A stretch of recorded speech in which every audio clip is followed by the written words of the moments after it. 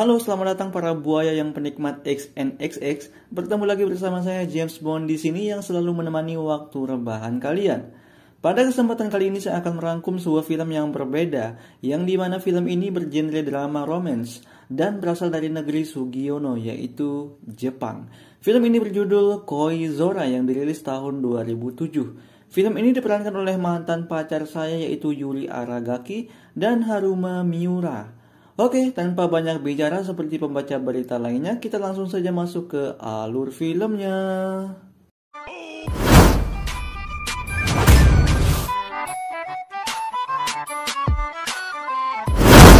Pada awal film kita akan melihat seorang gadis yang sedang berada di sebuah kereta, yang dimana ia sedang memikirkan seseorang beberapa kali, dan film pun langsung dimulai. Selanjutnya, scene berpindah 7 tahun sebelumnya di sebuah sekolah, yang dimana cewek yang kita lihat tadi di awal scene sedang berdandan, dan cewek ini bernama Mika. Mika kemudian masuk kelas dan bertemu teman-temannya, dan salah satu temannya mengatakan dia menyukai seseorang anak yang bernama Nazamu, dan selanjutnya terlihat mereka bertemu Nazamu di lorong sekolah. Dan nampaknya juga Nazamu lebih tertarik kepada Mika dibandingkan dengan teman-temannya itu. Ketika Mika hendak menghindar, ia tidak sengaja menabrak anak laki-laki dengan rambut putih. Namun, Mika langsung lari meninggalkan anak tersebut tanpa sepatah kata. Aduh, kok diam-diam gitu. Sorenya terlihat Mika sedang mencari sesuatu di kelasnya. Nampaknya ia kehilangan telepon genggamnya sampai dia mencari ke perpustakaan sekolah. Di sana ia mendengar teleponnya yang berdering. Ketika hendak mencari asal suara tersebut, Mika menemukan handphonenya berada di sebuah tumpukan buku, dan ternyata ada seorang anak laki-laki yang meletakkannya di sana dan ia tidak mau memberitahukan namanya via telepon. Setelah itu scene berpindah ke rumah Mika, yang dimana ia dan keluarganya akan makan malam, dan terdengar ada SMS yang masuk dan ternyata itu adalah pria yang menemukan teleponnya di perpus tadi. Malamnya pun ketika Mika sedang tidur, ponselnya berdering dan lagi-lagi itu adalah pria yang Mika belum tahu namanya, dan Mika langsung mematikan dan lanjut tidur. Keesokan harinya juga pria tersebut tetap menelpon Mika sehingga membuat ia agak sedikit kesal. Kemudian Mika mencoba menanyakan nama pria tersebut, namun tetap saja pria tersebut tidak mau memberitahukan namanya. Setiap malam mereka menelpon seperti seorang kekasih, walaupun Mika belum tahu nama pria tersebut. Mereka teleponan di kamar, toilet, dapur, kebun. Benci gue cuy, kayak orang bucin gitu. Ketika hari ulang tahun Mika tiba, orang tua Mika melupakan ulang tahunnya karena sesuatu sehingga Mika agak sedikit sedih. Karena ulang tahun ini sangat hambar rasanya. Namun karena pria yang ia tidak tahu namanya ini mencoba menghibur Mika, sehingga dia agak bisa sedikit terhibur. Dan kemudian pria tersebut mengajak Mika untuk bertemu dan merayakan ulang tahunnya. Awalnya Mika agak sedikit ragu, ya takutnya kan orang jahat gitu loh, ngajak-ngajak ketemuan tiba-tiba nggak tahu namanya lagi. Lanjut. Selanjutnya mereka berjanji bertemu di kolam renang sekolah dan Mika langsung menuju ke sana. Ketika sampai sana Mika tidak menemukan siapapun, dan ketika akan pergi ia dipanggil oleh seseorang yang ternyata itu adalah anak laki-laki yang berambut putih saat itu. Mika agak sedikit heran dan bingung, dan pria tersebut langsung memperkenalkan dirinya. Ia bernama Hiro. Namun Mika masih tidak percaya. Ia merasa Hiro bukan orang yang sering ia telepon dan langsung pergi begitu saja. Selanjutnya terlihat Mika sangat kecewa. Ketika pulang sekolah, Mika yang berjalan sendiri tiba-tiba melihat Hiro dan langsung mengikutinya. Mika melihat Hiro yang sedang memberi pupuk sebuah bunga di taman. Terlihat Hiro sangat peduli dengan alam, dan Mika menanyakan apakah Hiro mempunyai seorang pacar. Hiro menjawab, dulu ada sih katanya, namun sekarang udah enggak, ya buaya lah gitu. Nampaknya Mika sudah suuzon kepada Hiro dengan potongan rambutnya yang putih kayak orang nakal gitulah. Terlihat Mika agak sedikit tersenyum dan tanpa sadar ia mulai bahagia bersama Hiro. Hari-hari berjalan, Mika yang sedang belajar sering di SMS dan diajak untuk ke perpustakaan oleh Hiro. Nampaknya Hiro mau enak-enak sama Mika, anjir. Namun karena rasa sayang yang sudah tumbuh, Mika selalu menuruti kata Hiro dan bertemu dengannya. Hari demi hari berjalan, mereka semakin dekat dan merasa dunia milik mereka berdua. Hilik, kata Pak Ustadz gak boleh pacaran, cok. Lanjut, selanjutnya Hiro membawa Mika ke rumahnya dan langsung masuk ke dalam kamarnya. Aduh gila, langsung masuk aja. Awalnya keadaan masih biasa-biasa saja, yang dimana Hiro seperti tamu pada umumnya memberikan Mika sebuah minuman dan mengajak ia berfoto selfie. Kemudian nih buaya Hiro malah mencoba mencium Mika. Aduh ini dasar, itu kan gak puas.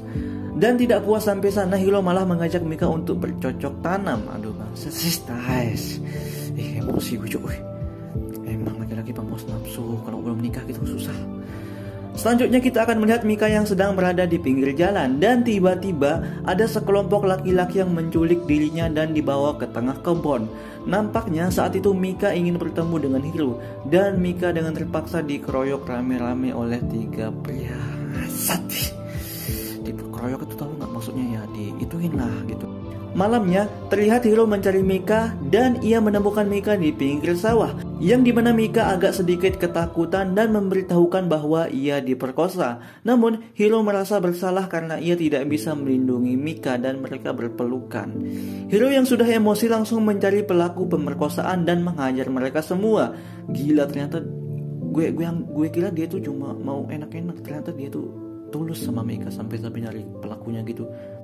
Pelaku tersebut mengaku dia disuruh oleh perempuan yang bernama Saki, yang dimana Saki adalah mantan pacar dari Hiro. Dan kemudian Hiro langsung membawa Saki ke rumahnya. Nampaknya Hiro sudah mau membunuh Saki. Namun karena Mika mengatakan tidak apa-apa, ampuni saja dia, sehingga kakak perempuan Hiro mengambil gunting dan langsung memotong rambut Saki sampai botak. Mampus gak tuh? Keesokan paginya Mika melakukan cek ke rumah sakit bersama ibunya. Ibunya memotivasi Mika agar tidak trauma dengan kejadian kemarin. Kemudian scene beralih kepada Mika dan Hiro yang berada di pinggir sungai, yang dimana Hiro juga memberi motivasi dan ketenangan kepada Mika agar ia tidak mengalami trauma. Selanjutnya di sekolah, Mika beberapa kali mendapatkan SMS dari mantan pacar Hiro, yang dimana SMS tersebut sangat kasar. Dan ketika akan masuk kelas, Mika menemukan sebuah tulisan besar di papan tulis yang bertulis Mika adalah perempuan jalang. Dan bersamaan dengan itu, semua siswi melihat Mika keheranan. Hiro yang mendengar kabar tersebut langsung menghapus tulisan dengan rasa emosi yang sangat besar dan berteriak, "Siapa pelakunya?" Selanjutnya Hiro mengajak Mika ke perpus dan mencoba memeluknya. Sat banget. Gue kira Hiro cuma mau enak-enak aja gitu sama Mika, tapi kelihatan banget dia tuh emosi ketika Mika disakitin. Tapi bagongnya lagi, si Hiro dan Mika malah enak-enakan di perpustakaan sekolah. Gila gak tuh? Udah sangean banget gak milih tempat lagi, gak apakah parah sih. Selanjutnya scene beralih ketika Mika sedang makan. Mika terlihat mual-mual, ya nampaknya dia hamil oleh Hiro. Dan tanpa pikir panjang Mika langsung menemui Hiro. Mika agak sedikit takut memberitahukan kepada Hiro bahwa ia hamil. Namun ketika Mika mengatakan bahwa ia hamil kepada Hiro, Hiro langsung berlari entah kenapa. Mika terlihat sangat kecewa. Namun ketika Mika hendak pergi dari restoran itu, Hiro malah kembali dan membawakan sebuah hadiah. Dan Hiro mengatakan bahwa ia sangat bahagia Mika mengandung anaknya dan Hiro siap menjadi bapaknya. Mantap kali, gentle kali kok Hiro. Kemudian Hiro mengajak Mika bertemu orang tuanya untuk meminta izin menikah. Dan syukurnya orang tua Hiro menerima Mika dan tidak keberatan mereka menikah. Namun ketika Hiro pergi bertemu orang tua Mika, nampaknya orang tua Mika agak sedikit keberatan dan menganggap Hiro sedikit lemah. Dan orang tua Mika belum mengizinkan Hiro untuk menikah. Namun Hiro dan Mika terlihat masih baik-baik saja. Selanjutnya scene berpindah kepada Mika yang sedang dihadang oleh Saki, yang dimana Saki masih sangat sakit hati karena Mika mengambil Hiro darinya. Dan Saki sedikit mendorong Mika sampai terjatuh ke bawah tangga. Selanjutnya di malam Natal, Hiro dan Mika merayakan Natal bersama. Dan di waktu bersamaan Hiro memberikan sebuah hadiah kaos kaki bayi. Namun seketika Mika merasa sakit di perutnya dan ternyata ia mengalami keguguran akibat didorong oleh Saki di sekolah tadi. Mika yang mendengar bahwa ia keguguran sangat sedih dan tertekan. Selanjutnya ketika Mika akan pulang dari rumah sakit, Hiro baru datang dengan berlari atau berjalan kaki untuk mencari Mika. Dan di saat itu juga Mika memberitahukan bahwa ia sudah keguguran. Mereka berdua menangis di keheningan malam karena bayinya yang keguguran. Aduh, sad banget, serius deh. Selanjutnya mereka pergi ke taman bunga dan di sana mereka menaruh kaos kaki bayi dan berharap kedepannya mereka bisa mempunyai bayi lagi. Waktu mulai berlalu, perlahan Mika sangat jarang bertemu dengan Hiro. Entah itu di sekolah atau di rumahnya, Hiro mulai jarang terlihat. Ketika malam tiba, Mika yang sedang teleponan bersama temannya mengatakan bahwa Hiro akan melakukan pesta. Namun, Mika heran kenapa Hiro tidak memberitahunya atau mengabarinya. Dan keesokan malamnya, Mika langsung pergi ke rumah Hiro yang dimana Hiro terlihat bersama teman-temannya. Terlihat juga Mika agak kurang nyaman bersama teman-temannya. Ketika pesta sudah usai dan semua orang sedang tertidur, Mika terbangun dan mencuci mukanya. Dan ketika keluar dari kamar mandi, ia menemukan Hiro sedang adu cupang dengan wanita lain. Sehingga Mika agak sedikit kecewa dan langsung pergi dari rumah itu begitu saja. Dan tampaknya Hiro sengaja melakukan hal itu. Dilihat dari raut wajah Hiro yang melihat Mika pergi lewat jendela. Keesokan paginya di sekolah, Hiro mengajak Mika bertemu dan mengatakan ia ingin putus bersama Mika. Hiro berubah drastis. Ia mengatakan sudah bosan dengan Mika dan ingin wanita lain. Mika terlihat sangat kecewa dengan Hiro. Ketika sekolah pun ia sangat tidak fokus dengan pelajaran yang ia berikan karena ia tidak ingin putus dari Hiro. Hari-hari Mika lewati dengan kegalauan. Ia sangat sedih kenapa Hiro meninggalkannya ketika Mika sudah tidak virgin lagi. Beberapa bulan berselang, Mika sedang berada di sebuah tempat bersama orang-orang baru dan nampaknya terlihat ada satu pria yang menyukainya. Setelah itu Mika pergi ke taman bunga yang tempat ia dulu sering bersama Hiro.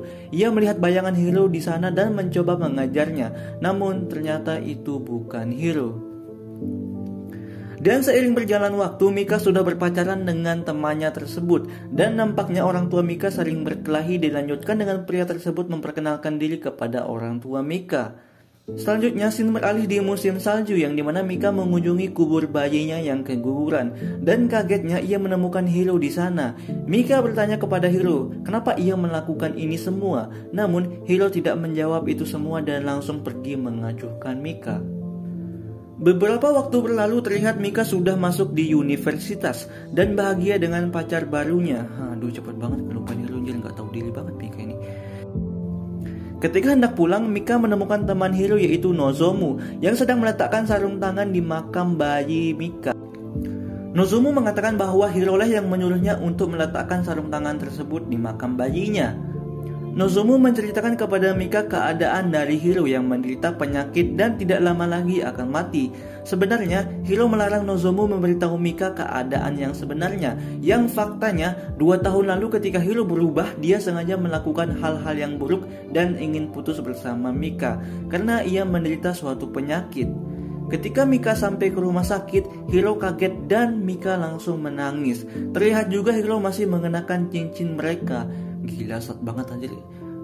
Pokoknya Hiro ini kayak apa ya dia tuh, kayak setia gitu loh. Tapi dia tuh gak mau ceweknya itu sakit gara-gara dia. Gue kira Hiro ini ngelakuin sesuatu tuh cuma bukan senang-senang doang, tapi enggak.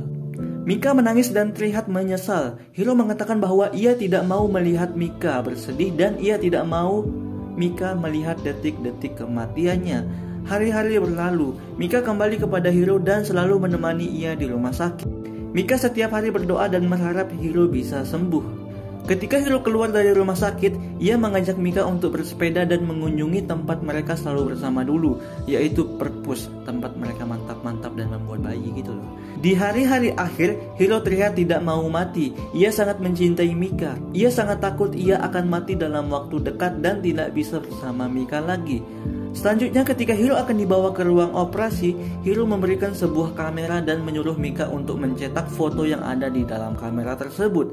Ketika Mika pergi mencetak fotonya, ia mendapatkan kabar bahwa Hiro kritis dan Mika langsung berlari sampai ia terjatuh. Ketika di perjalanan, Mika menelpon Hiro dan diangkat oleh kakaknya melalui video call untuk menyemangati Hiro agar bisa bertahan. Namun ketika Mika tersenyum, Hiro meneteskan air mata dan Hiro meninggal. Anjir, gila sad banget, serius gue tuh rasa sedih banget di sini. Selanjutnya di akhir scene, ibu Mika memberikan sebuah buku yang dimana itu ditulis oleh Hiro. Mika mencoba bunuh diri, namun ketika akan melompat ada burung terbang dari bawah jembatan yang mengagetkannya dan tidak jadi bunuh diri. Dan buku yang ditulis oleh Hiro terjatuh dan terbuka sebuah gambar Mika, Hiro dan anaknya. Dan semua kenangan mereka ditulis dengan rapi di situ dan tamat. Gila sad banget, serius dah. Oke, terima kasih buat kalian yang sudah menonton dan mengklik video ini. Jangan lupa subscribe, jangan lupa di komen, jangan lupa di semuanya. Thank you pokoknya buat kalian. Makasih, tanpa kalian gue nggak bisa semangat. Dan akhir kata gue ucapkan wassalamualaikum warahmatullahi wabarakatuh.